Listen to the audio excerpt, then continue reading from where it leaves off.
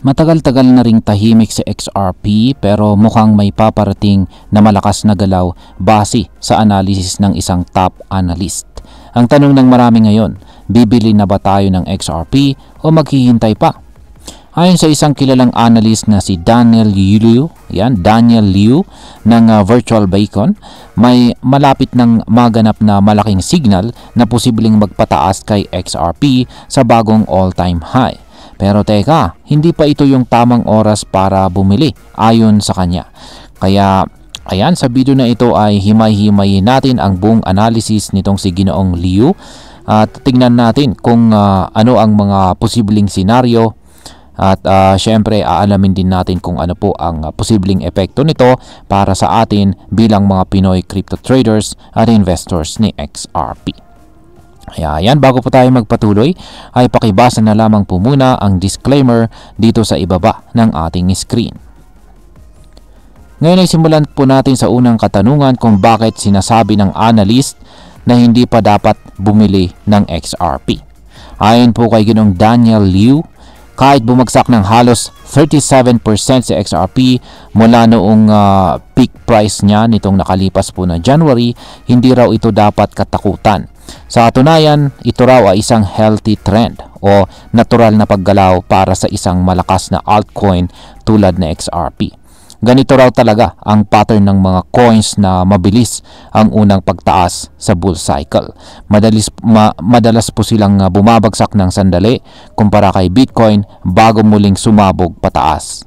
Pero ayon po kay Ginoong Liu, hindi pa tapos ang correction ni XRP. May inaasahan pa raw siyang karagdagan na 22% na pagbaba bago niya ituring itong massive buy signal. Sa madaling salita, para sa kanya, hindi pa ito ang tamang panahon para bumili ng XRP. Pero malapit na raw. Ayan. Ngayon ay ano po ang dalawang posibleng senaryo ng pagbaba ni XRP? Unang senaryo ay kung mananatiling nasa itaas ng presyong $100,000 si Bitcoin at bumaba si XRP ng 22% laban sa US dollar, babagsak ang presyo ni XRP sa mga presyong $1.85. Kapag nangyari ito, posibleng muli niyang subukan ang matinding support sa $2 na price level. Ayon po kay Ginoong Liu, ilang beses na raw bumalik sa XRP sa demand zone mula pa noong December. 7 beses na raw itong binisita ni XRP at lagi siyang tumatalon pataas mula rito. Para kay Ginoong Liu, kung bumaba man siya sa $1.85, ito na ang pinakamababang presyo na mararating niya sa kasalukuyang bull market natin ngayon.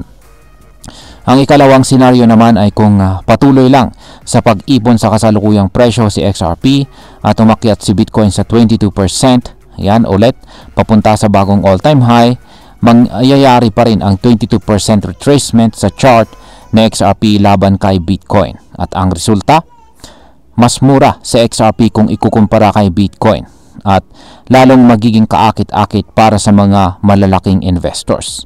Pero kasabay nito, maraming holders ang maaring panghinaan ng loob at magbenta tulad ng nangyari noon kina Solana at saka Ethereum bago rin sila tuluyang sumabog pataas. Ngayon is kailan naman po natin bibilhin ng analyst itong si XRP or kung kailan naman po siya bibili. Sabi po ni Ginoong Liu, bibili lamang po siya ng XRP kapag nakita niya na ito'y may 22% correction at napatunayan na ito ay matatag sa price range na yan. Ayan.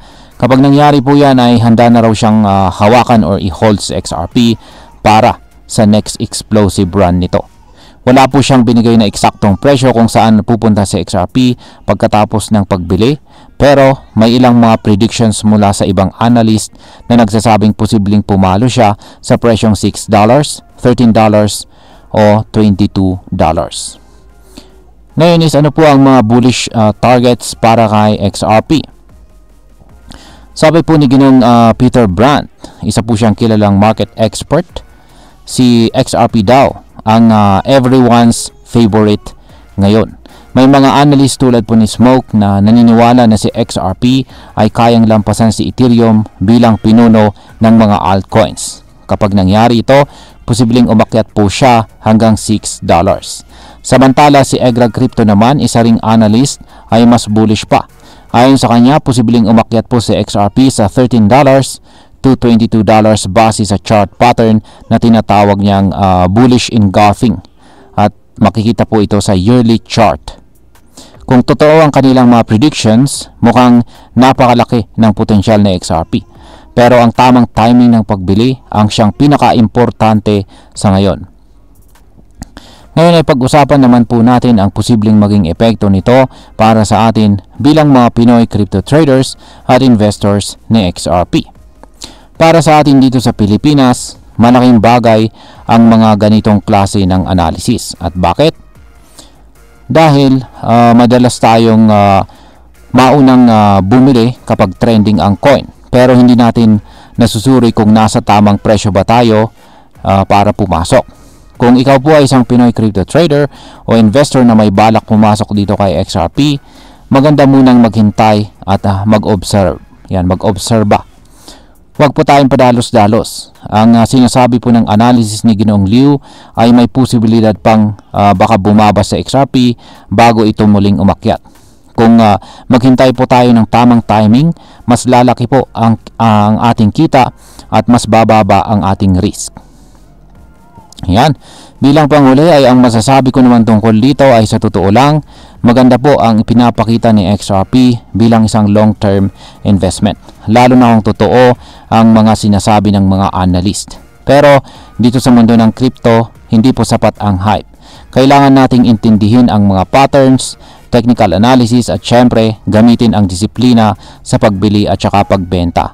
Kung susundin po natin ang payo ni Ginoong Daniel Liu, may chance tayo makabili sa mas magandang presyo at kapag sumabog na sa XRP, mas malaki ang magiging gain natin. Para sa akin, dapat po nating iwasan ang FOMO o fear of missing out. Mas maiging mag-research, maghintay ng tamang signal at maging matalino sa pagdesisyon. Sa XRP po ay may malakas na potensyal, pero tandaan, ang patience ang susi sa tagumpay sa crypto. At ayan, hanggang dito na lamang po tayo sa video na ito mga ka-crypto. Marami pong salamat sa panonood. Ingat po tayo lagi at God bless po sa ating lahat.